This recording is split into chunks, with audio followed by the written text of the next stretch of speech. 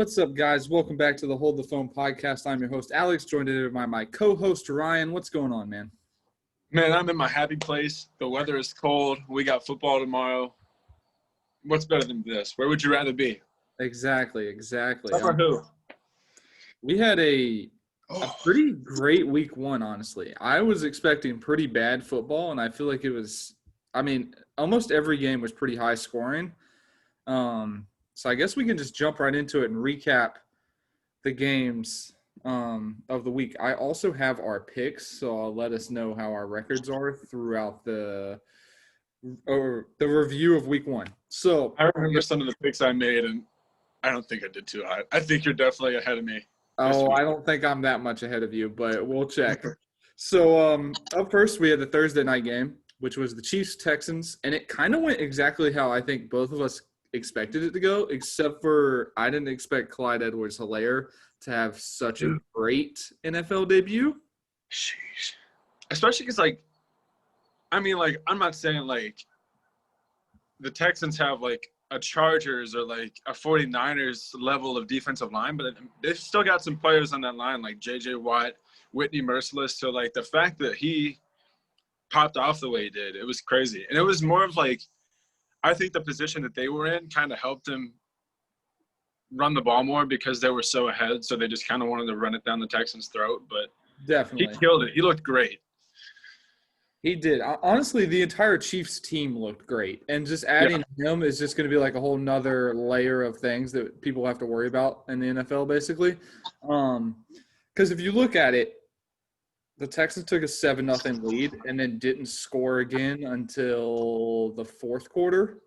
Sheesh. Yeah, they went down 31-7 and then scored at garbage time points to make this somewhat of a respectable score in 31-20. Yeah. But, this Texans team, I genuinely think could – if Deshaun Watson is the only player on this team. It reminds me of LeBron when he first got drafted to the Cavs and there was literally no one around him. That's what this Texans team is for me at this point for Deshaun Watson. I feel bad for him. For sure. I feel like they both have – the middle of the pack on both sides of the field. They've got a decent defense, but it's not going to, blow your socks off. And, same with offense. They've got, some serviceable guys, but, they're not going to be a top 10 offense. So, it's really going to be on Deshaun's shoulder this year. And, they're going to make him earn every dollar of that extension that he just got. What they really need to do is rebuild, but they're not going to do that because that would be too long. You'd be 3 years into this new contract before you even got a good team around him. So I think a successful Texans rebuild would involve Houston firing Bill O'Brien. Yeah, that'd be ideal, but I don't know if that's going to happen. Maybe after the season. It depends on how bad they do, I guess. You want to jump to the next one? I have the Seahawks versus the Falcons. And I may have been wrong about the Seahawks team, Ryan. This might be one of the worst takes of the season, but we shall see. It's only week one, and I did say Atlanta was going to be terrible, and I stand by that. But they are letting Russ cook, and Russ is putting in work, bro. They put 30 – it was 38-25 Seahawks, and – man, I think the whole game – wait, sorry, go ahead. No, you can go. You can go. I was just going to say, I think the whole game can just be summarized by that 40-yard bomb to DK Metcalf in the left corner of the end zone. After that, there wasn't much to it. It was just domination. And, I was with you. I really did think that this Seahawks team might struggle a little bit because of that. This offensive line's not good. So I did think that Russ would kind of be in, a little bit of trouble, but, he handled that team. And that's not, a bad defense. They've got some good players in that defense. Here's my thing, though, is I feel like this Seahawks team is good enough to beat mediocre, even good teams. I don't know if they can hang with the elite because, like you said, that offensive line is terrible. Yeah. And Russ has no time to he was 31 for 25 with 322 yards and 4 touchdowns. So, there's not much bad to say about the Seahawks, especially from week one. And honestly, Atlanta just ran into a more high-powered offense. They didn't look bad. Todd Gurley looked good. Yeah. In his debut. Now, Matt Ryan shouldn't be throwing the ball 54 times, but when the other team puts up 38 points, what are you going to do? like I think this Atlanta team is gonna. I think they remind me so much of Carolina. I just think their defense isn't good enough, but their offense is elite. Yeah.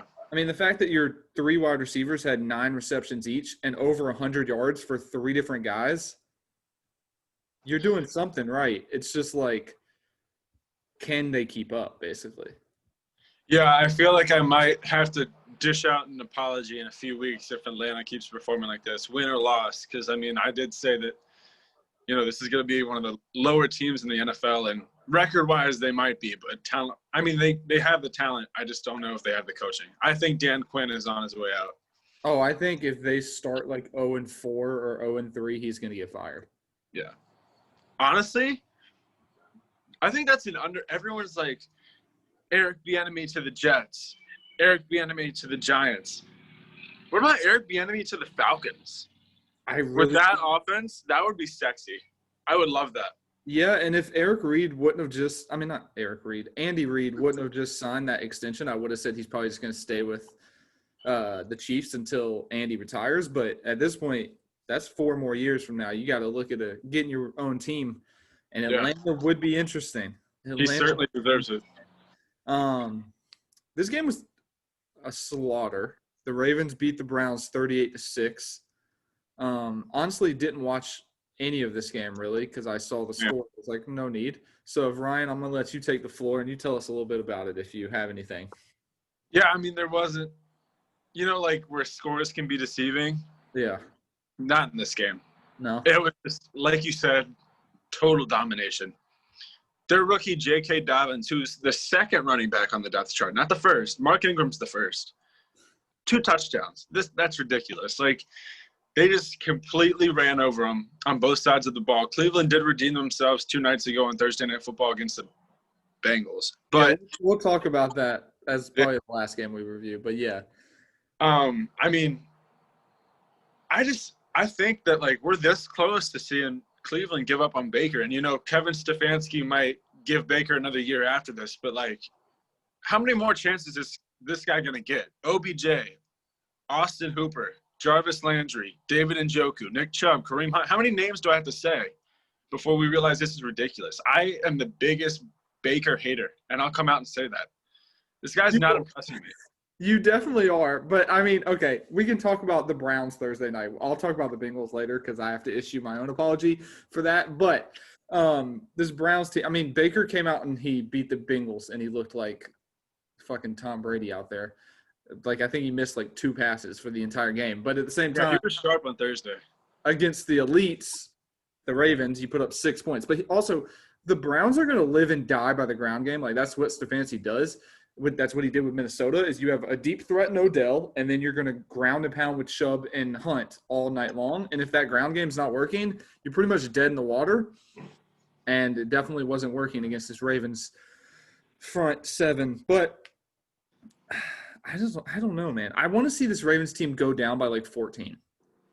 Because I feel like they're dead if they do that. Like, I feel like they have no offense if they're down 14. I feel like they also, I don't know, the Bills are a team last year that played really good when they were behind. Yeah. We've never seen that with the Ravens. They're one of those teams that's really good playing ahead. Like, they're really good at maintaining leads and building on leads. But like you said, I would really like to see them get down a little bit. And we kind of saw that in last year's AFC divisional round when they played the Titans. They ended up losing against the Titans because they couldn't get back in the game. I mean, granted, they had a lot of, new people come in, so it's a different team. But, yeah, I'd like to see them maybe get challenged a little bit by the Chiefs. I would love to see Lamar have to throw the ball 35 times. Let's see how that looks, not 20. But, hey, more power to them. They're 1-0, and they looked great week 1. I don't even know who they play in week 2, but we'll get to that later. Then we got your team, who honestly looked great, in my opinion. Yeah. The Bills win 27-17 over the Jets. And I think Ryan's only complaint is going to be that Josh Allen ran the ball. He is your running back. You have no running back, so had fun with that for the season. But I'll let you take the floor. Now, that was mighty disrespectful, and I'm going to ask you to take that back. We have Devin Singletary and Zach Moss. To which running back? What? Which running back was that really disrespectful to? Both of them. Is it? That's a deadly duo. I just think you underestimate how good the Jets' run defense is. Like that was like they had like 15 tackles for a loss, like just on the run. True. And like our offensive line is good.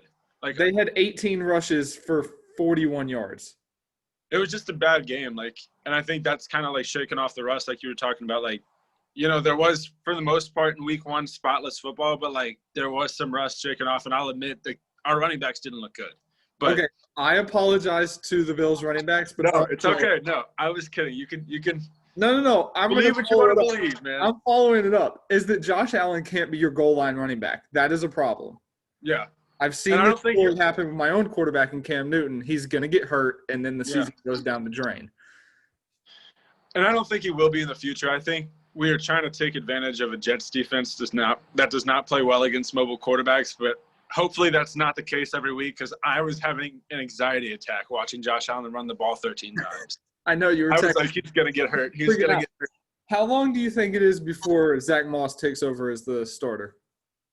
See, I don't know if he ever will, and if he does, Devin Singletary is still gonna be like right there. Yeah. In week 1, like at least from like reps, they got about 50-50. Like I think they both had 9 carries. I was just looking at the stat sheet. I think they both had 9 carries and like 2 or 3 targets each.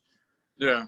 Zach Moss did get in the end zone for a touchdown on the receiving side, so that was cool. But back to the game itself, that 27-17 score really is deceiving because it really wasn't that close.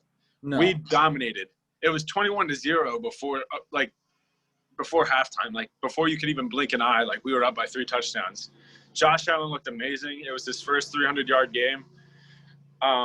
Like Alex and I were talking about, run game was kind of abysmal. It was very disappointing to see our running backs like not perform that well. But like, other than a few shot plays by Sam Darnold, like the Jets really did not have it. And Adam Gase is another coach that I think is going to be fired, like Dan Quinn we mentioned earlier. But I just feel so bad for this Jets team, man. They're doing nothing to build around Sam Darnold. For some reason, Adam Gase reminds me of Marvin Jones. I feel like he's not going to get fired. Is that his name? Yeah. The Bengals guy. Yeah. I just feel like he's not going to get fired. I don't know. And also, he got his wish because Le'Veon's out now, so he gets to start Braylon Ballage. Samaje Perine. Have fun with that, guys. You got anything else on that one? No, I could talk about this game for an hour just because Bills, am I right? Yep. But we got to move on for the sake of time. All right. So we got the Raiders beat the Panthers 34-30. I'll keep this one quick. This is pretty easy for me. Carolina's defense is terrible. Their offense is really good. And Oakland is going to use Josh Jacobs might lead the league in rushing, or at least rushing attempts this season. He had 25 carries for 93 yards and 3 touchdowns. Other than that, Henry Ruggs looks good, but he reminds me of John Ross. Like, I'm not sure he can stay healthy. And then their defense obviously wasn't great. I was most impressed by Teddy Bridgewater because I believe week 1 he had the most downfield throw-in attempts of any quarterback, which is shocking for him because he's known as like a dink and dump kind of guy. But other than that, I was impressed with both of these teams, to be completely honest. I did not expect them to put up 64 points. So what do you have any takeaways? Yeah, your offense really impressed me. I think that a lot of people are sleeping on this Carolina receiving core with Robbie Anderson, DJ Moore, and Curtis Samuel. Like, for sure. That's nice. They gave Chetty some weapons, and he used them in week 1. Do you know who we picked for those games? Oh, yeah, I can tell you. So far, we both had Kansas City. We both had Baltimore. You had Vegas. I had Carolina. So right now you are 2-1. And then, hang on. What was the other game we just talked about? The Bills. I think we both had the Bills, right? Yeah. We both had the Bills. I want to say – I think I had the Seahawks too. Okay, Kansas City, Baltimore. We did these not in order last – okay, we both had Buffalo. And what was the other game? Yes. Seahawks. In fact, currently I am 3-2. You are 4-1. What's my miss? You missed the Wait, maybe you might be 4-0. Hang on. Yeah. No, you're 5-0, and I'm 3-2. That's about to change real quick because I remember I put my money on the Dolphins and they let me down. Oh, well, I think it's about to change a lot. So the Bears beat the Lions 27-23 in a Mitch Trubisky comeback. I don't really have a lot to say about this one. I mean, I think Trubisky sucks. He always plays great against the Lions for some reason, and this Lions team is banged up. I mean, they don't have their best wide receiver, and you can't have Danny Amendola being your number one wide receiver. That's just disgusting. You got anything else? Oh, boy, do I. Oh, Yeah, Mitch okay. Trubisky looked like trash. And, yeah, congratulations on the win, big guy. Both their two best cornerbacks weren't even out there, and Jamie Collins, one of their best linebackers, got ejected for touching a ref. Like, with three of their best defensive players out, like, congratulations. And honestly, if DeAndre Swift had caught that ball in the end zone, it'd be a Lions win. I'd be 6-0 right now. Like, they were this close to, like, losing that game. And, like, you know, Trubisky looked good on the comeback, but, like, against who? I don't even know. After Desmond Trufant and Jeff Okudah, I don't even know who the Lions cornerbacks are. Justin Coleman? Yeah. Okay, after him, I don't know who they are. But, yeah, I mean, like, so good on him for getting the win, but, like, this is another guy. Baker and Mitch, like, guys who are about to get replaced. Okay. Okay, Ryan, I got to stop you there. You can't compare Mitch and Baker. No. They're not the same player. I'm saying both of them are, like, on the hot seat. Okay. No. No, they're not the same player. Baker is a lot safer than Mitch. Oh, yeah, I agree, Mitch but I mean, like Baker's team is heating up. Mitch is like 2 interceptions away from being benched for Nick Foles. So I'm all about the Foles. I think, honestly, this team can contend for, like, that 7th wild card spot if they had Foles in at quarterback. I agree. Also, one last thing. How the hell does Adrian Peterson get 14 carries and DeAndre Swift, your second-round pick, get 3 carries? And what about Kerryon? Kerryon's a starter. Like, okay, so, like, tell me how you had Kerryon and DeAndre Swift, and then you give 14 carries to the guy you just signed off the street who's, like, 35. Like, now, what are we doing? Granted, Adrian Peterson, hell of a game, 93 yards. He balled out. And he was averaging 6.6 yards per carry, so good on him. But at the same time, if I'm ownership, I'm like, why the hell did we just draft these 2 running backs the last 3 years? That's what I'm saying. We're not going to use them? I mean, it just makes no sense to me. I think that my daughter is going to grow up knowing who Frank Gore and Adrian Peterson are, honestly. And that's sad. That's impressive, but it's sad to me. That's crazy. I mean, maybe, honestly. Maybe. All right. Did you have the Bears for that game? We both took the Lions. I'm 3-3. You're 5-1. So you're doing a hell of a lot better than I am. It's about to take a turn, trust me. I don't think it is. So next up, we have the Jaguars beating the Colts in an absolute shocker. I couldn't get over it. Like the entire time I was watching the Panthers game, but down in the corner, I was like, how the hell is this happening? And so I went back and actually watched the highlights for this one. Ridiculous. I mean, hey, are you on? Wait. Are you on? What do you mean? The Jaguars hype train? We're leaving right now. Not a chance. No. I'm hopping on, dude. That, like, all aboard. I think they could take down the Titans this week and the Dolphins next week. Man, I'm 3-0 Jaguars start. Here we come. I can't tell if you're being serious or not. I'm being dead serious. Okay, well, when Derrick Henry puts up 250 yards and 4 touchdowns on them this week, you have fun with that. That's what we thought about Jonathan Taylor and Marlon Mack. Jonathan Taylor got 9 carries and actually was probably in 6 receptions, so he didn't play terrible. They're going to get Derrick Henry 30 times. I don't know, man. But Clowney's also threw 2 interceptions. Like, it's – no. Okay, back to this game really quick. First of all, Gardner Minshew had the game of his life, went 19 for 20 for 173 yards and 3 touchdowns. Baller. Undrafted rookie James Robinson, 16 carries for 62 yards. Baller. And then, I mean, their leading wide receiver was Keelan Cole, 5 catches, 47 yards, and a touchdown. Now, steal of the draft might be Laviska Shenault. Thank you. That's who yes. I love Laviska. I love DJ Chark. He is going to eat. Other than that, I'm not that impressed by this. I'm more let down by the Colts than I am impressed with the Jaguars. Yeah. Well, no, because I was really impressed by the Jags, but I was also this Colts team was like someone who we thought could win in the division, and now I'm like, by that they're gonna win the division, but I don't know, man. Naheem Phillip is not good. Marlon Mack is now out, so Jonathan Taylor, in theory, should be the starter, but he's probably not. It's probably not. They got Nyheim Hines too. Yeah, he's the goal line guy. No, it's not. Yeah, he is. He is for right now. He won't be after. I'm telling you, Jonathan Taylor's breakout is coming. I mean, I believe you. I'm on the Taylor train, but I don't know what else to say other than that game was so surprising. I remember the Jaguars shocked me, and I don't know what to say. Like they're doing what the Dolphins did last year, where we're trying to tank, but hey, the players still want to win, so we're going to win 6 games and not get the first overall pick. If they want to tank, they got to take Gardner Minshew out of the game, man. That guy's a baller. Is that he knows that if we tank, I'm being replaced by either Trevor Lawrence or Justin Fields. So he's going to go out here and play the game of his life, like every single week if he wants to. You got to give him a reason not to replace you. Exactly. And he's doing that right now. I mean, they're 1-0, and he had 3 touchdowns. So I don't know how you could say that you're not impressed as hell, by that.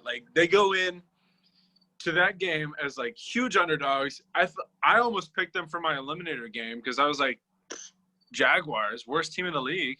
Luckily, I picked the Bills, but they're going against a team that everyone thinks is going to win the division, and they stun them. That was just, I don't know, man. I'm hopping on. I'm not hopping on the train, but I will give them props for a good week 1. Let's do it again in week 2.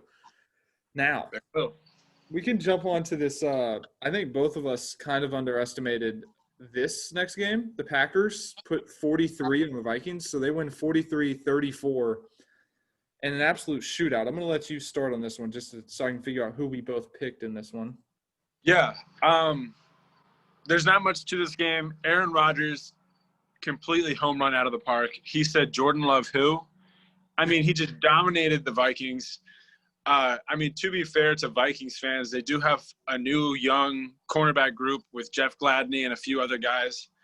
The Vikings didn't look terrible either. But, the Packers are just a more complete team than them right now. So, I still think the Vikings will make some noise this season. But, that Packers team, wow. They impressed me, especially because, we've been begging to get Aaron Rodgers a solid number 2 for, I don't even know how long, 4 years? Honestly, since Randall Cobb and Jordy Nelson left. But, Aaron Rodgers is looking good. Everyone's like, A-Rod lost it. He still got it, man. How do you feel? Rodgers is pissed the hell off is what he is. Yeah.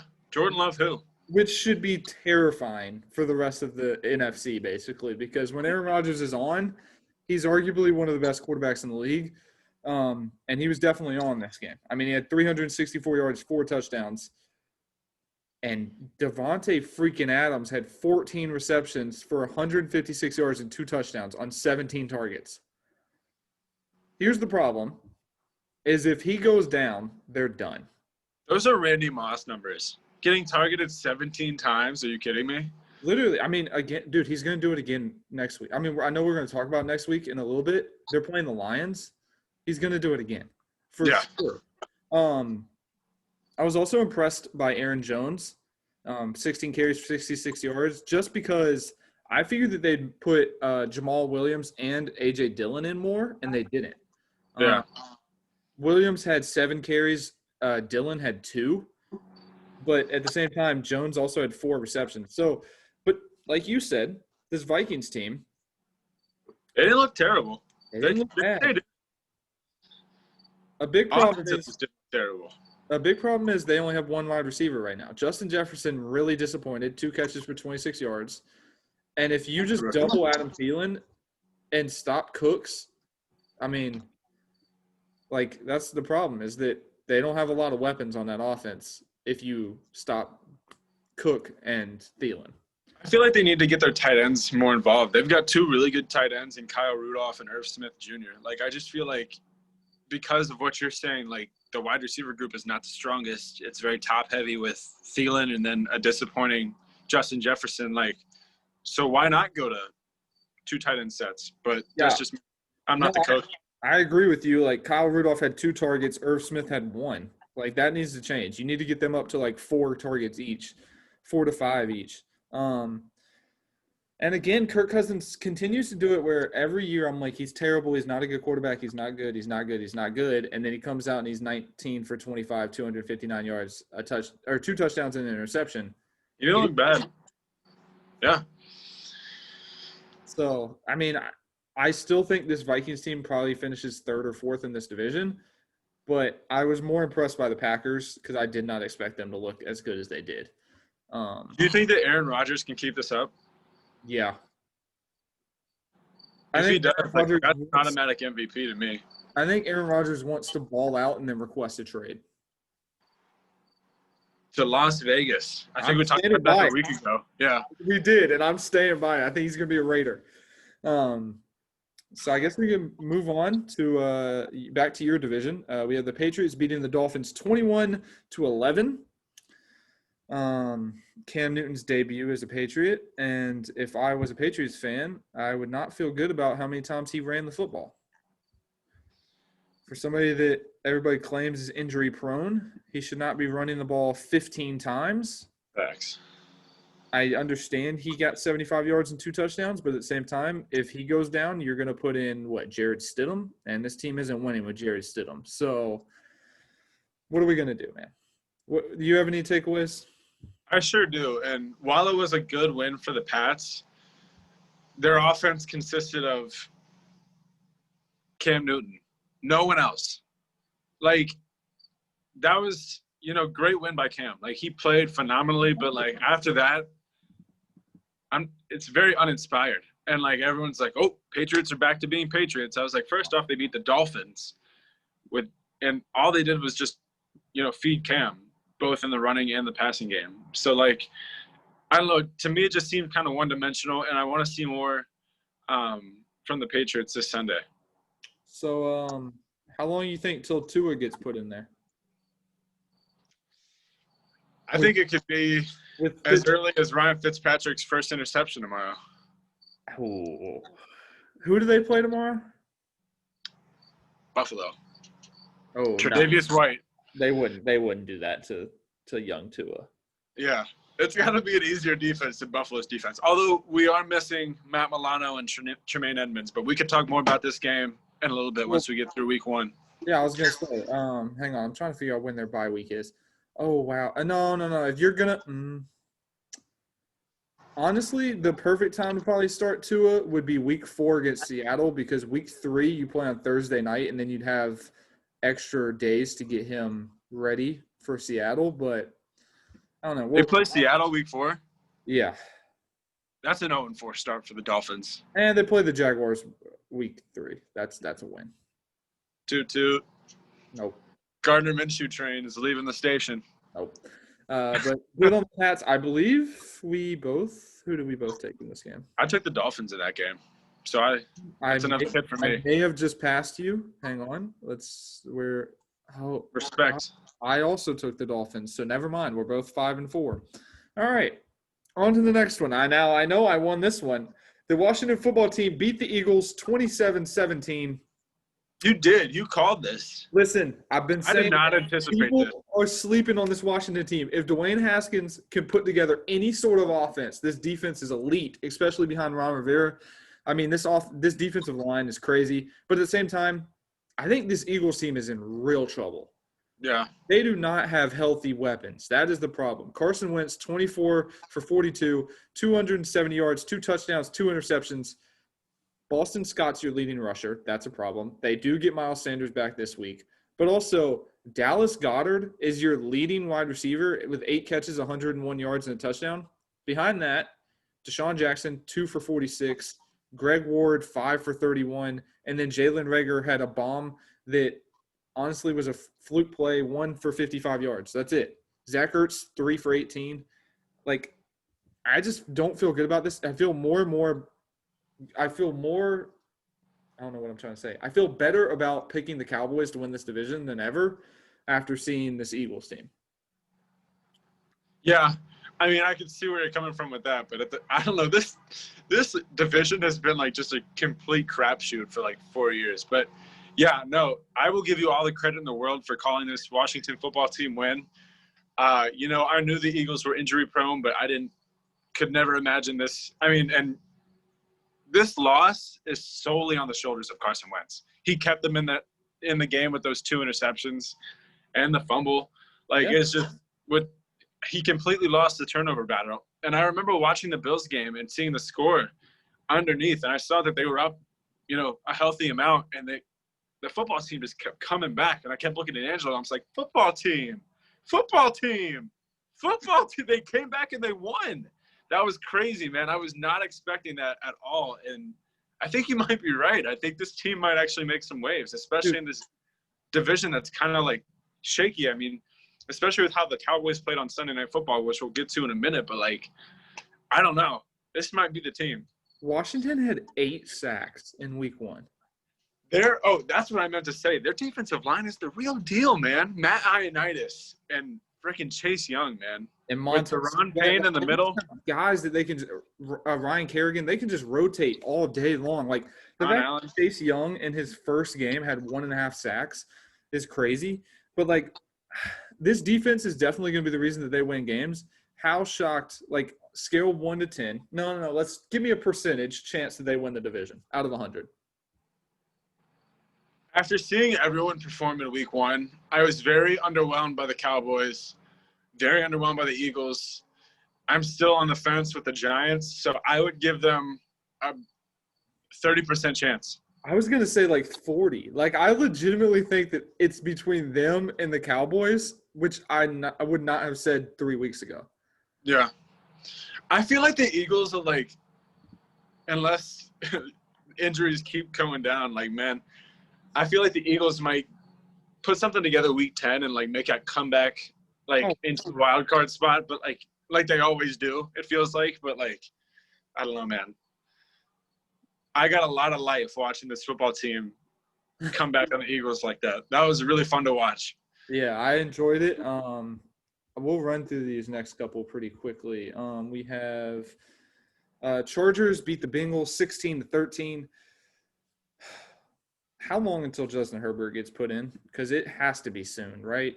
I mean, they talked about having Tyrod play the whole season, but Tyrod is literally holding this team back. He went 16 for 30, 208 yards, but he's just he reminds me of he's just afraid to throw the deep ball. He's too conservative almost.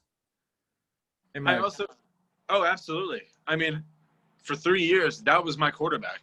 Tyrod Taylor was my starting quarterback, and I defended him. He's a great guy. He's a decent player, but he's not a good starting quarterback. And for all the Josh Allen haters out there saying that Tyrod is better, is that your guy? Squeaking away with a home win against the Bengals, is that your guy? And if we're being honest, this game should have went to overtime, and the Bengals probably should have won.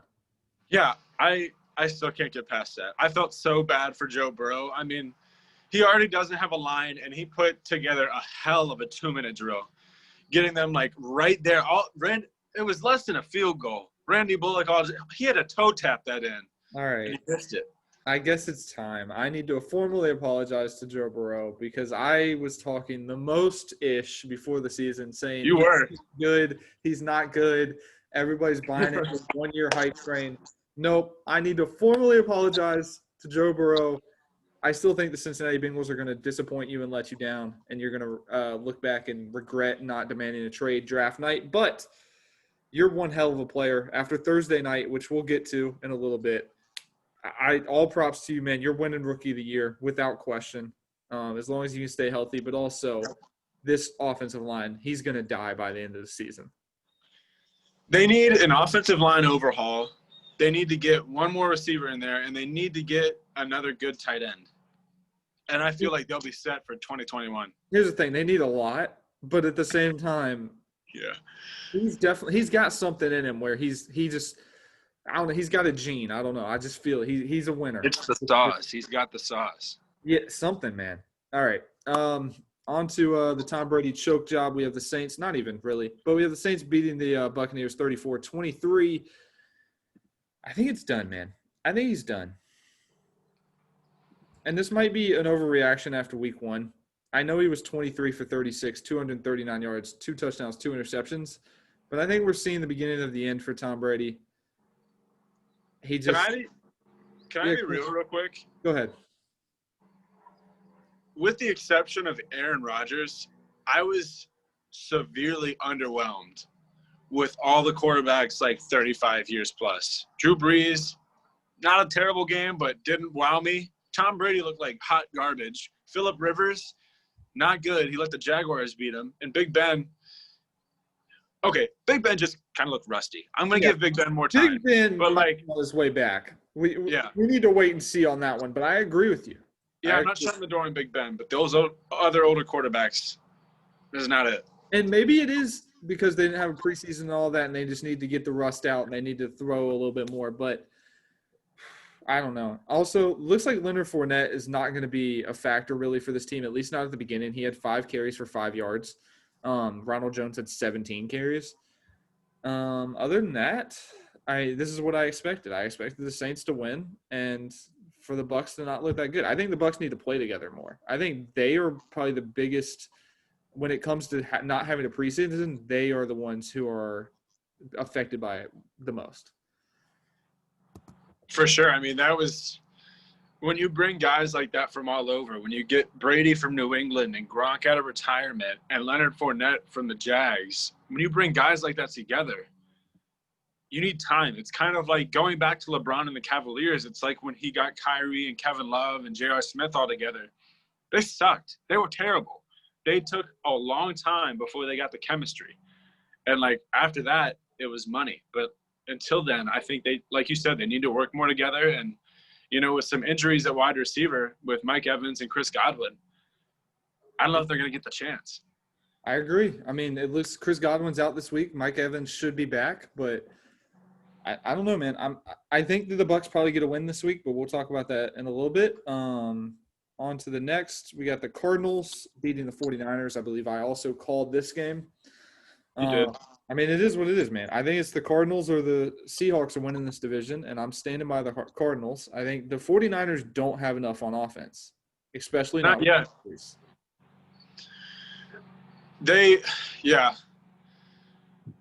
Well, do you want to take the lead on this one? Or do you want me to? I'll let you go first. I was mightily impressed by Kyler Murray in this game. He looked phenomenal. DeAndre Hopkins looked great in the Cardinals uniform. I thought the Cardinals defense looked much improved. Isaiah Simmons had kind of a sloppy game. He's kind of 50-50. He did a lot of good things, but he also had some rookiness where he didn't have that preseason. Yeah. But I expect Isaiah Simmons to be a complete baller. Don't get it twisted. But, they just came out there and they were the better team. And, I will give Jimmy G some credit. He doesn't have any weapons at wide receiver right now. I think Brandon Ayuk is still hurt. Deebo Samuel's definitely still hurt. And now George Kittle's out. He doesn't have a lot of his top guys. And, not to make excuses for him, but that's a big deal. So, in a tough division, I could see where you're right. Like the 49ers, depending on how long these guys are out, they could just slip down the standings. And that's kind of scary because this team's good. Yeah, I mean, I really think that the MVP, if they can stay healthy, is either Kyler Murray or Russell Wilson this season. Or Josh Allen. No. I love you, but no. It's not going to happen, buddy. Just because – I think he'll have too many interceptions. I think he's a little bit too wild with it. He threw 0 last week. Again, you were playing the Jets. So. I'm just giving you a hard time. I know. But no, Kyler honestly was super impressive. 26 for 40, 230 yards, touchdown, interception, and then 13 rushes for 91 yards. And if anybody was worried about DeAndre Hopkins fitting in with this team, 14 catches for 151 yards on 16 targets. So he only missed 2 catches. I was a little disappointed by Christian Kirk. He had 5 targets, 1 reception for 0 yards. But still, man, I have a feeling that this Cardinals team is going to surprise a lot of people. And when it comes to San Francisco, I hope that they have a pretty – actually, their schedule's not that difficult. If they can squeak away with a win against the Jets next week, I think they'll be all right. They just got to get the first win on the board. Well, they play the Jets, the Giants, the Eagles, Dolphins, and Rams for the next. That sounds like a safe bounce back to me. Yeah, I was gonna say I think they'll be all right. But like you said last week, the Jets' rush D was difficult for the Bills to run on. So we'll see how the 49ers do with that coming up this week. Let's go ahead and wrap up the rest of this week. We got 3 games left. So the Rams on Sunday Night Football ended up beating the Cowboys 20-17. I did not expect this. Yeah, I did not either. I have been very vocal the entire offseason that, I'm not a big believer on this Rams team, but they came out and surprised me. But I took the lead last time, so you can grab the lead on this one if you want to. I mean, honestly, I was really impressed by the Cowboys. It was just they couldn't, for some reason, score. Like, they put up numbers. Dak had 266 yards and a touchdown, and then Zeke played great. He had 22 carries for 96 yards.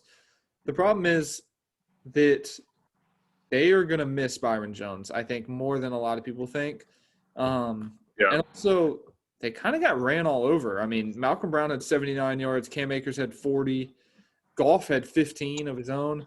And then Robert Woods torched them, 6 catches for 105 yards. It just looked as if they need help on defense, and it's going to take them a few weeks to get things going. Yeah. And offense, I think they just have to figure out how to play those 3 wide receivers all at once so that they can get something going. Because, like, Amari had 10 catches for 81 yards. And then Malcolm Gallup only had 5 targets for 3 catches, 50 yards. CeeDee Lamb had 6 targets. So you just got to figure out how to spread the ball around. It's almost like there's so much talent on this team that Dak can't figure out who to give it to. Yeah.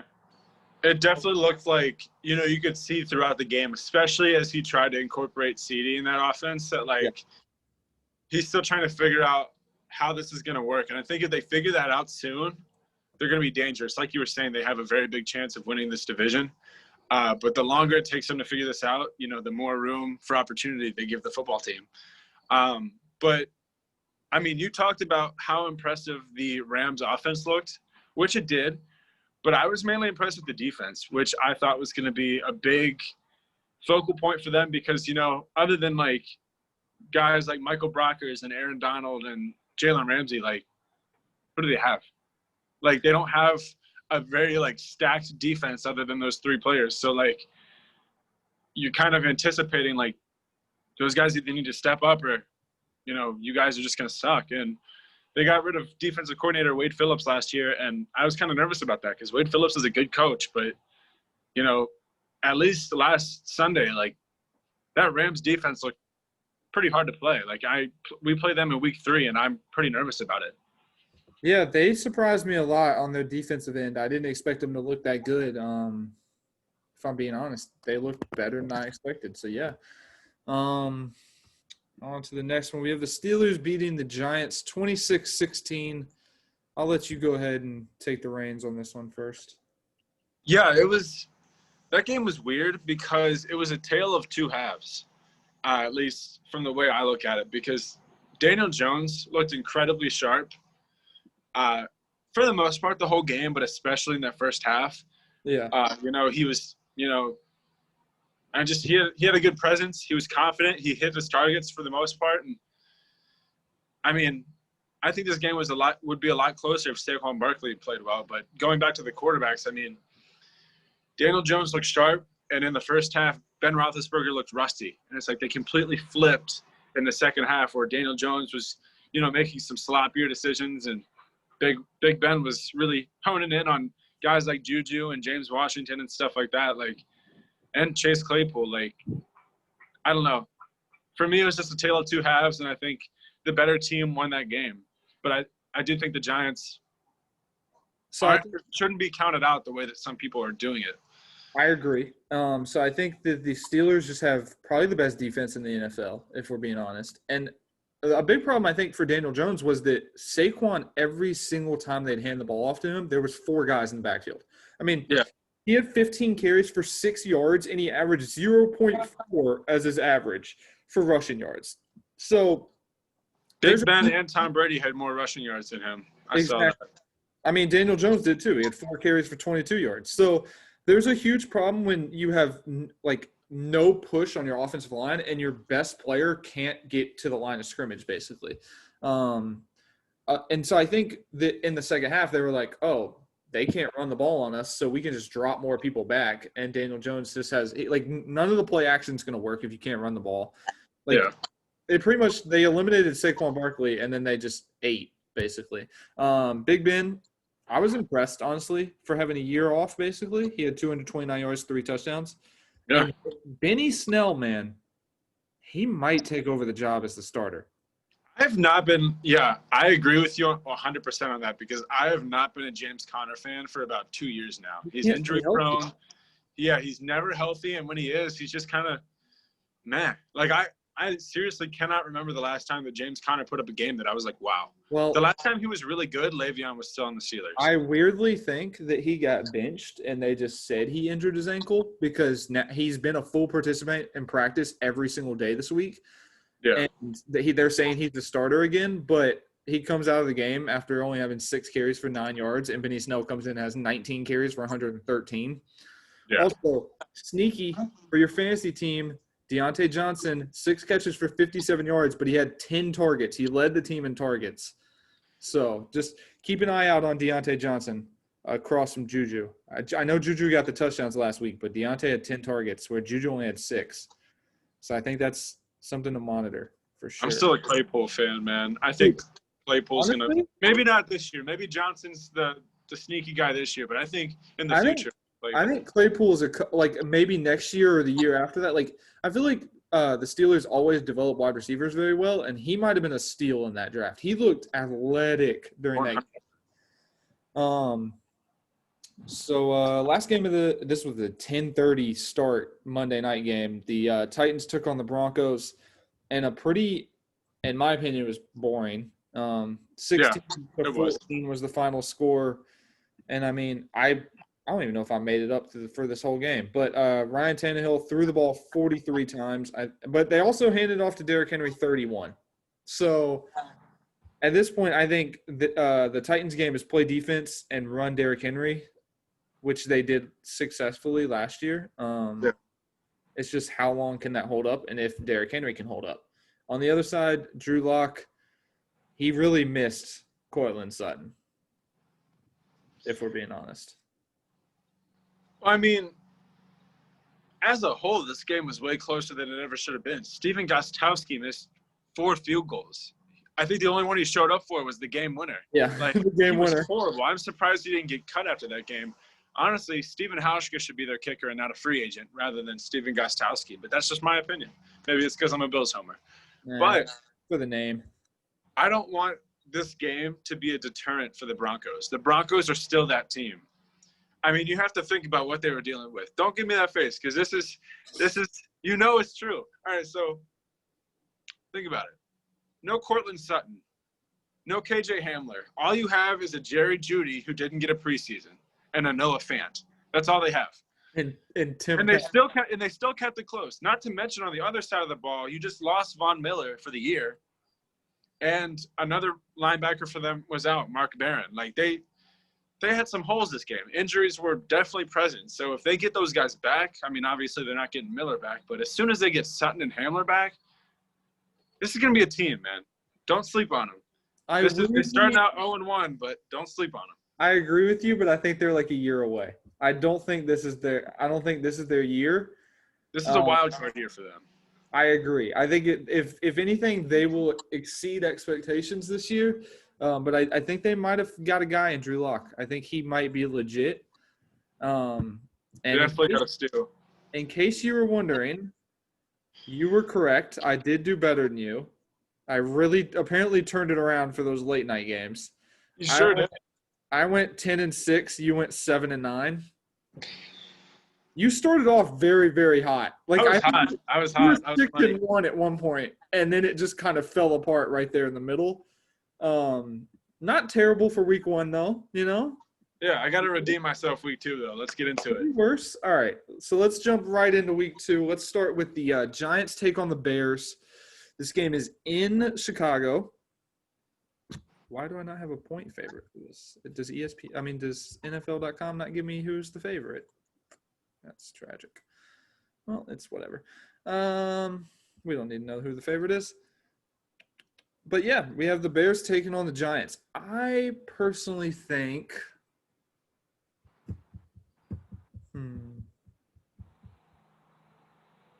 I don't know, man. This one's difficult because I don't believe in Mitch Trubisky, but I think Saquon's going to have the same trouble that he had last week, where he's not going to be able to run that well. See, I don't know. I'm on the other side. This week, Saquon got put through the ringer after that game. Especially, he got public criticism by Tiki Barber. Dude, that was – never mind. I'm going to stay out of that one. But Tiki Barber, shut the hell up.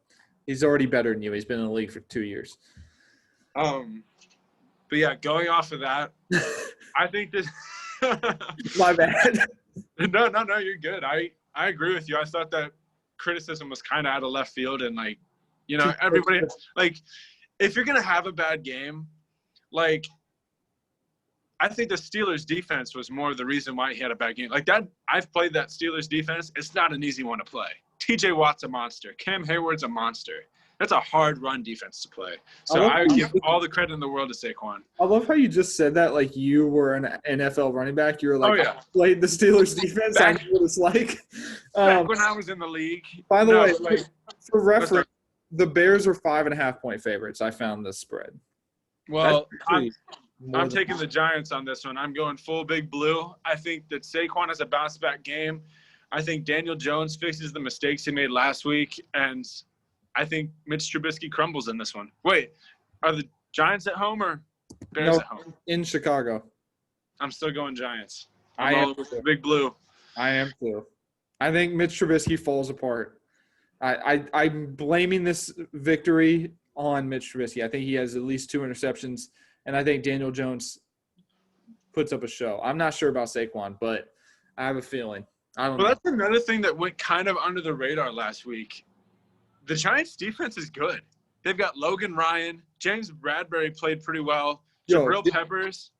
James Bradbury, I disrespected the hell out of him for 4 years. You sure did. You sure did. And, man, I did not give him enough credit because he is definitely good. I still wouldn't have paid him as much as they did, but good for him. Good for this Giants team. But, yeah, I think we're both going to take the Giants on this one. By the way, I'm writing them down again so we know. Got to redeem myself. Up next, we got the Cowboys taking on the Falcons. I believe, 1 second, let me figure out what the spread is. The Cowboys are 4-point favorites, and this game is in Dallas. Do you want to start or do you want me to start? Either way. What do you think? I think the Cowboys beat them. I think it's kind of similar to last week. I think it's going to be a shootout for sure, and I'm going to take Cowboys 35, Falcons 31. I think the Cowboys finally get it going this week. What do you got? Are you ready for this? You're going to take Atlanta, and it's going to piss me off. Go ahead. I am taking Atlanta. You want to know why? Yeah, talk to me. So you better have a good reason because – Oh, I've got a great reason. So a really good guy by the name of Leighton Vander Esch is out 6 to 8 weeks. That's a huge hit. When did this happen? Literally during the game. Well, hang on. This might change things. Yeah, Vander Esch needs surgery. He's not playing for a while. What is wrong with Vander Esch? He got hurt during the game. I saw him on the sidelines, but why is he out so long? What happened? He has to get surgery. I think it's I don't know if it's a neck. I can't remember where. I'm looking up right now. At least I thought he was out. I swore I saw 6 to 8 weeks. Yeah, he's out 6 to 8 weeks with a broken collarbone. Yeah, that's huge. This says from Dallas Morning News, Cowboys linebacker Jalen Smith back in his comfort zone, calling plays after Leighton Vander Esch injury. Yeah. See, that right there is huge. While we're talking about Cowboys injuries, they're missing both their starting tackles. Which is not something – yeah. And the Falcons have no pass rush, so I'm not worried about that. Grady Jarrett, man, up the middle. But up the middle, not your sides. I know, but, my last reasoning. So you're telling me that this Cowboys defense couldn't contain Cooper Kupp and Robert Woods last week, but they're going to come back in week 2 and cover Julio Jones and Calvin Ridley. Listen, Ryan. Damn it! You're gonna talk me into switching to the Falcons. I already know you are. I'm not saying it's not gonna be a blowout, but I think the Falcons squeak away with like less than a touchdown. I can see like 3 to 5 points depending on how the score goes. But I'm taking the Atlanta Falcons in this one. Just so you know, I did just switch my pick to the Falcons because you've talked me into it. I think Julio's gonna go off. If the Cowboys do win, it's going to be in a shootout. I think either team's good. It's literally going to be whichever team scores last, in my opinion. Yeah, I agree with that. And just for the record, I take a lot of pride in making compelling arguments that make you switch your take. You did. That one was good too. I like halfway through, I was like, "Damn it! I should have let him go first so I could follow up." All right, moving on. We got the Packers taking on the Lions. I feel like we're going to have a lot of the exact same picks this week, but the Packers are 6.5-point favorites, and I'm taking the Packers by 20. I'm going to say Packers 32, Lions 14. See, I have a hard time with this. 32, but they do. I think I'm going to roll with the Packers as well, but I think it's going to be a lot closer than you may think. I think it's going to be something – I think you were right about the Packers score. I think it is going to be in the low 30s, but I think that the Lions are going to be like around 21 or 24. Who is scoring for the Lions? Because Kenny Golladay is still out. I mean, they've got a hell of a running back group, and Marvin Jones is still active. T.J. Hawkinson looked great in week 1, but that's why I'm solely like resting on Matt Stafford. I'm all bought in on Matt Stafford. He's got Amendola and Marvin Jones, like I said earlier, and Hawkinson. So he's got weapons. They're not the best, but he's got some. But I think Aaron Rodgers is too much for him in this one. Since 2017, Matthew Stafford is 4-1 versus Green Bay. Just throwing that out there for you. That's a stat that I love to hear, but I'm not switching. I'm staying on Green Bay. I thought I was going to be able to get you. I think this is where we probably differ. The Colts are taking on the Vikings. The Colts are a 3-point favorite. This game is in Indianapolis. Who you got? You want me to go? I can go if you need me to. Yeah, go first. These are tough matchups this week. Yeah, this week's a good week for football. I'm just going to be honest with you. I'm taking the Colts, though. I think that's what I was thinking. I was trying to make like a compelling of enough argument to like ride with that. But you go. Tell me why you're taking the Colts. I genuinely don't really have a good argument. I just have a feeling that Phillips going to bounce back a little bit. And I'm not sure who are the Vikings corners. Jeff Gladney, the rookie. I think they've got another rookie. I can't remember his name. Okay, so they're starting 2 rookies. Yeah, T.Y. is going to eat. And then I think they're going to get a heavy dose. Michael Pittman. I think there's going to be a heavy dose of Jonathan Taylor. I really do, especially with Marlon Mack being out. I think this is a huge Jonathan Taylor week. And I just think that Colts defense is better than the Vikings. Yeah, I mean, the Colts do have a good defense. So I could see them, covering Thielen and Jefferson pretty well. The Vikings defensive line is really good, but I mean, I don't think they're going to have much luck behind that godly Indianapolis Colts offense led by Quentin Nelson. Like, that offensive line is just ridiculous. But I think you're right. I think Phillip has a comeback game. And as of right now, this team's pretty boring because I think we have the same pick for all 4 games. And I think we're about to have the next same pick for maybe the next 3 games. So up next, we got the Bills taking on the Dolphins. I'm going to keep mine short. I just think this Bills team is the best in that division. And they're going to – I truly think we might see Tua. But, I have the Bills winning. I think Josh balls out again. He's probably going to have an MVP performance. If you have Josh Allen in fantasy football, definitely start him. Yeah. I don't believe in this Dolphins. I don't think they have enough on offense. And I'm pretty sure Devontae Parker might be out. Let me check. And if he is, that means that Preston Williams gets the lovely coverage of Tre'Davious White. Devontae Parker is a game-time decision. Oh, yeah. He's either not playing or he's going to be very limited. Very, very limited, and he's going to have White on him. So, yeah, they have no running game. Unless this might be the game where Fitzmagic just says fuck it and he scores 4 touchdowns, and then I'll be pissed off, which you definitely will be. But no, I'm taking the Bills. I'm also taking the Bills, but I don't think it's going to be the blowout that you're expecting because Tremaine Edmonds and Matt Milano, our two best linebackers, are both out for this game, which is a huge hit that I'm very upset about. What's wrong with them?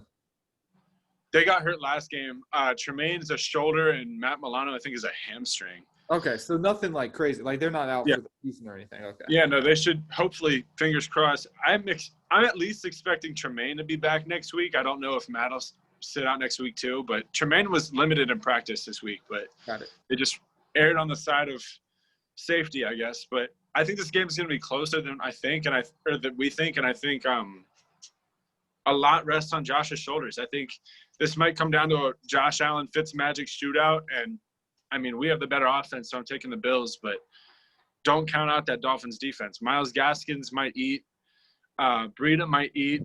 Like, it's – with those two linebackers out, it's going to be a much closer game, but I'm taking Buffalo. I get it. I'm going to make this one quick again. We got the 49ers taking on the Jets. I'm taking the 49ers. They just have a better defense. I don't think this Jets team is going to be able to get much of anything done, especially because Jamison Crowder's out. Mims is out. I think that their only pass catcher might be Chris Herndon. So Le'Veon's out. And Frank Gore. Yeah. So they're in a bad spot. Both these teams, honestly, are injury riddled. But the 49ers are better on defense. Yeah, the better defense is going to win this game, and I think you're right. That is the 49ers. I was this close to saying the Jets just to say the Jets, but I don't think so. I think it's going to be close, but I think I think the 49ers are going to beat the Jets here.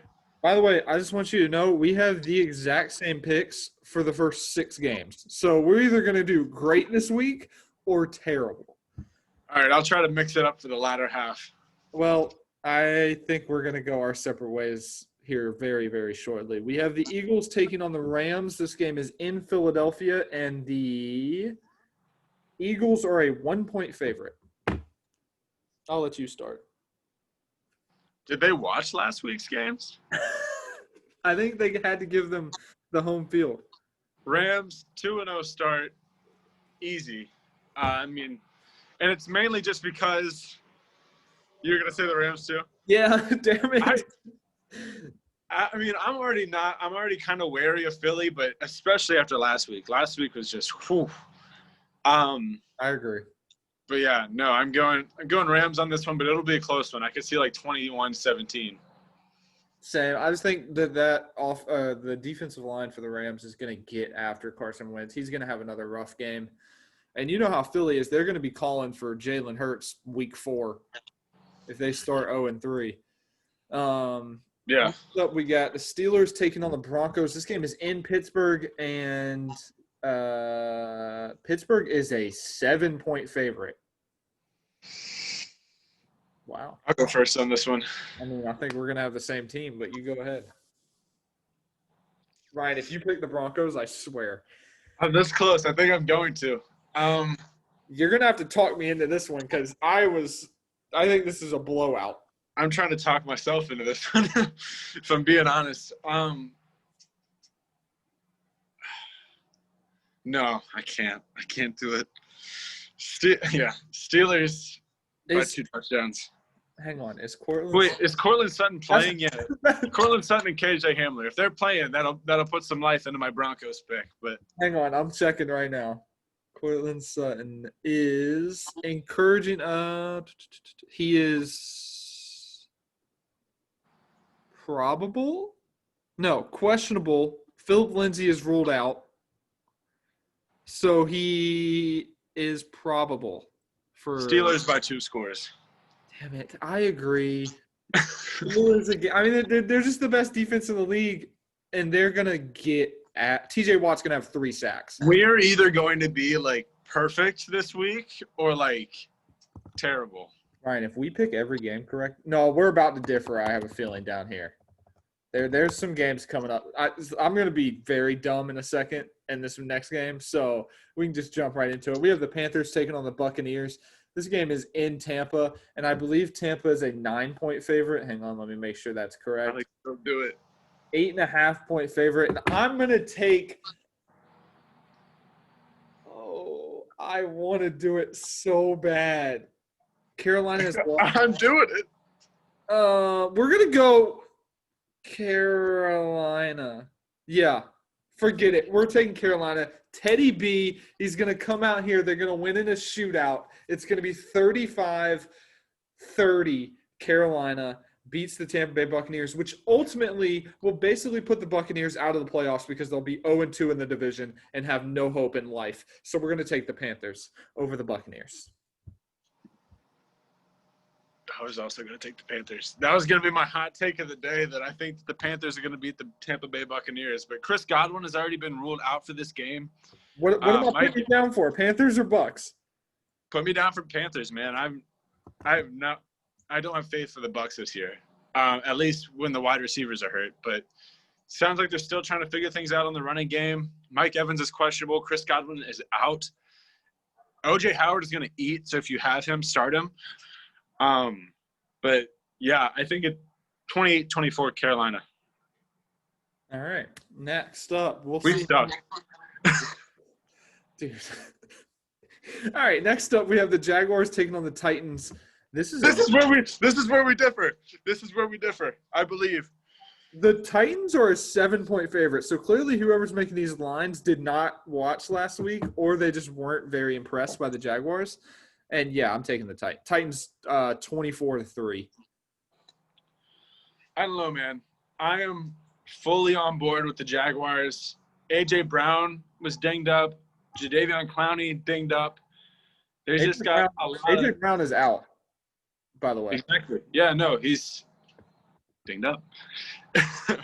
But no, and I think Corey Davis is going to eat, and so is Jonnu Smith. But I think I got to go with the Jags here. I'm on the Jaguars train, and I think they're going to win by 10 points. If it makes you feel better, actually, it's probably going to make you feel worse. Tennessee has won 5 of their last 6 games against Jacksonville. Yeah, that's 3 against tonight. All right, on to the next one. Tomorrow. We have the Washington football team taking on the Arizona Cardinals, and I believe Arizona is a 7-point favorite. This game is in Arizona also. Trying to find a compelling argument to say the football team. Well, I mean, I have my argument to take the football team, but I don't believe in their offense, and I'm also the biggest Cardinals fan this season, so I really want them to do well. Damn it, who am I going to take? Well, you decide. I think I'm stupidly going to take the football team. I'm riding high on the momentum. While the Arizona offense is great, their offensive line is kind of suspect.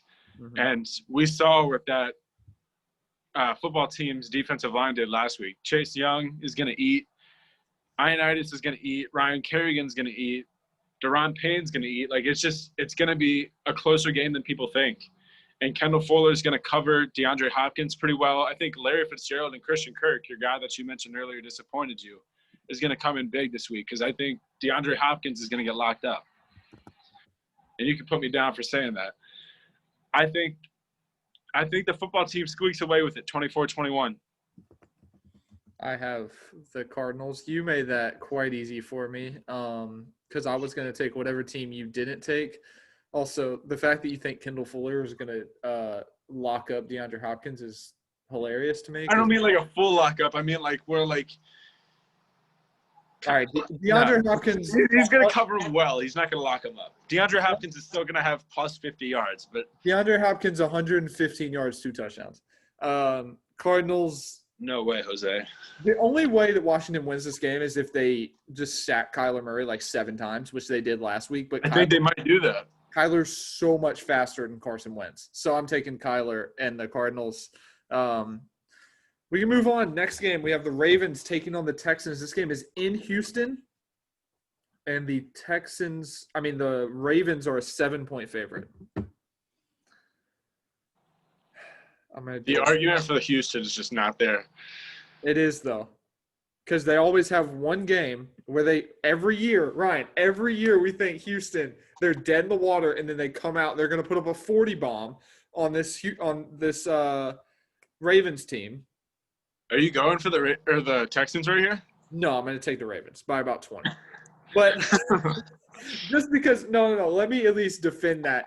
I'm taking the Ravens solely because I don't think that Houston's offensive line is going to be able to protect Watson long enough for him to even – for Cooks or Fuller to get downfield enough for him to throw those deep bombs. So I'm going to take the Ravens. I just think they have a better defense.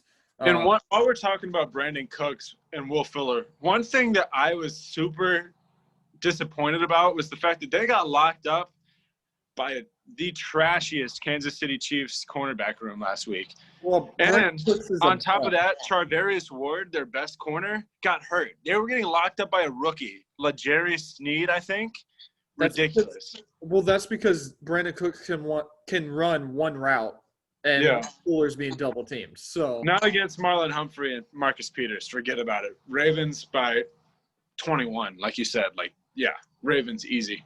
All right, this is another easy one for me. We have the Chiefs taking on the Chargers. The Chiefs are a 9-point favorite. This game is at SoFi Stadium, so the Chargers are the home team. Chiefs by about 20. Are you ready for this?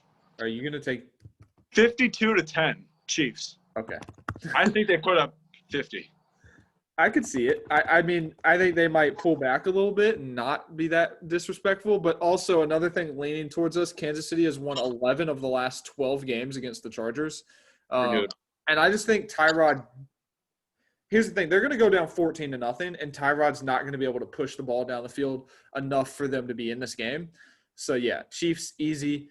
Then we have Patriots taking on Seattle. This game is our Sunday night football game. It is in Seattle. Who you got? This is going to be a hot take, and I really hope it doesn't play out like this, but I'm going with the Patriots. I think Stephon Gilmore is going to lock up DK Metcalf, and I think J.C. Jackson is going to do a pretty good job against Tyler Lockett. I think that the Patriots squeak out with, I don't even know, 28-24, something like that. But, yeah, I'm going with the Patriots. I don't like that I am, but I am. Well, how do you feel? Here's the problem is that I was going to take the Patriots, and then I remembered how terrible Cam Newton is in primetime games. I don't know if he's ever won one. Or if he has, it's one game, and I want to say it was against the Patriots. Now, with that being said, I agree with you, and I think I'm going to take the Patriots still. I don't know why. I don't feel good about taking the Patriots, especially not after reading this quote that is underneath this game on NFL.com, which is Russell Wilson is 16-3 in home primetime games, but there is no home field advantage. So total command is not there. We're taking the Patriots, man. We're just going to rock with it. I don't know why, but Cam Newton's going to come out here. He's going to show the world why he is still Cam Newton on primetime. Let's do it. All right. Monday night, we got the Raiders taking on the Saints. The Saints are where's this game? Oh, it's on Monday. The Saints are 5.5-point favorites, and this game is in the Death Star down there in Vegas. I'm taking the Raiders. I was also thinking about taking the Raiders, but I'm going to go with the Saints. I don't feel good enough about taking the Raiders. I think this is Bryan Edwards' coming out party, though. But I think you're going to talk me into starting him again in fantasy football, and he deeply disappointed me when I started. Ruggs is going to get locked up by Lattimore, but I think that Janoris Jenkins is going to have a hard time covering Bryan Edwards. I think that the Saints win this, though. I think it's 35-21. And for me, the biggest thing here is just coaching. I don't like John Gruden at all, and I think Sean Payton's a much better head coach. Okay, Ryan, right here on the podcast, you're going to help me with fantasy football advice so I can hold you to this. It'll be recorded. Am I starting Braylon Edwards or Scotty Miller this week? Who? Scotty Miller. Scotty Miller's on the Bucks, right? Yeah. And or the other guy? Bryan Edwards? Yes, for the Raiders. I don't know. How little do you believe in your secondary? Oh, honestly, with Godwin out, I'd go with Scotty. But yeah, I mean, here's the problem. With Carolina, the quote is we're going to rotate corners all game long. So yeah. I feel very good about it. Yeah, no, it's Scotty by a mile. Okay, I asked you the same question last week, and I benched Scotty Miller, and he had 12 points, and the Edwards guy had 1 point. Yikes. So yeah, that's a tough one, but I will say Edwards did play Carolina's team last week, and he had 1 point in fantasy football. But so that wraps up this week. I guess we can end the show by talking about last night's game. Unfortunately, we had to record Saturday instead of Thursday because of my work. But the Browns beat the Bengals 35-30. And again, this is basically what solidified my apology to Joe Burrow, is that he is clearly the better of the two quarterbacks in this scenario. Yeah. But also, why the hell is he throwing it 61 times? Because honestly, he threw it that much because the Browns were just that hot. Like, that defense could not stop the Browns. They were on fire, and the Bengals were playing catch-up the entire game. Joe Burrow looked like an absolute stud. The fact that he threw the ball about 50 times and did not throw a single interception impressed the hell out of me. And I think he's the guy. I think if you get him a better offensive line, he can take that team to the playoffs. I agree with that, actually. And honestly, he was under so much pressure that I was like, but he just, every time he'd get hit, he'd get right back up and he'd like, oh, let's go. And like somebody asked him after the game, how do you think your offensive line is doing? And he was like, they're doing as good as they can. I mean, I had to throw the ball 61 times. Like, I'm proud as hell of them because they protected me when they needed to. I threw it 61 times, and they did the best they could. I mean, the fact that they only gave up, how many sacks? 3? Yeah. Garrett had 1, Claiborne had 1, and Richardson had 1. So, yeah, they had 3 sacks. That's damn good when he dropped back 61 times. Yeah, seriously. I think he's the guy, man. But I can't wait to – honestly, that game was really fun to watch. I didn't have a dog in the fight, but watching Burrow was a fun experience. It was really fun to watch. Also, I need Tua to get on the field just so I don't look so ridiculous by saying that Tua – so much hate on Joe Burrow's name, man. Tua's got a ball out for you. Yeah, he has to. Bro, if Tua sucks or if Tua gets injured, I am screwed. Like, this might be the worst take I've ever had in my life, was saying that Joe Burrow is worse than Tua if Tua doesn't come out here and play like a god whenever he gets put in. The fact that you're being publicly open about it, though, that there's some respect in that. Bro, because, I mean, what am I supposed to do? Joe Burrow's out here lighting the league on fire looking like Andrew Luck. If you were someone like Colin Cowherd, you can just pretend that Joe Burrow doesn't actually play – like football well. Like, you could just be like, Joe Burrow sucks. I was right about Tua.